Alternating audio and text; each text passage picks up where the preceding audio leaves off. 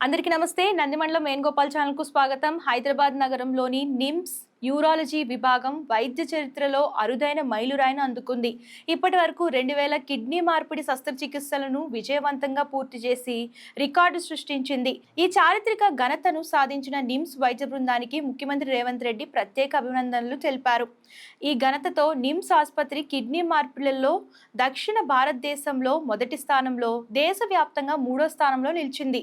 దేశంలో గుజరాత్లోని ఐకేడిఆర్సి ప్రథమ స్థానంలో ఉంది. అలాగే లూధియానా క్రిస్టియన్ మెడికల్ కాలేజ్ ద్వితీయ స్థానంలో ఉన్నాయి. నిమ్స్లో జరిగిన ఈ 2000 ఆపరేషన్లలో 1900 మంది అంటే 95% మంది రాజీవ్ ఆరోగ్యశ్రీ ముఖ్యమంత్రి సహాయ నిధి ద్వారా ఉచితంగా కిడ్నీ మార్పిడి చేయించుకోవడం గమనార్హం. గడిచిన 3 సంవత్సరాల 4 నెలల కాలంలోనే నిమ్స్ వైద్యులు 500 కిడ్నీ మార్పిడులు పూర్తి చేశారు. కిడ్నీ బాధితులకు విశేష సేవలు అందిస్తూ వారి పాలిట వరంగా నిలుస్తున్న నిమ్స్ వైద్య బృందానికి ముఖ్యమంత్రి ప్రశంసలు తెలిపారు. ప్రభుత్వ పథకాలను సద్వినియోగం చేసుకుంటూ పేదలకు అత్యాధునిక వైద్యాన్ని అందించడంలో నిమ్స్ ఆదర్శంగా నిలుస్తుందని ఆయన కొనియాడారు.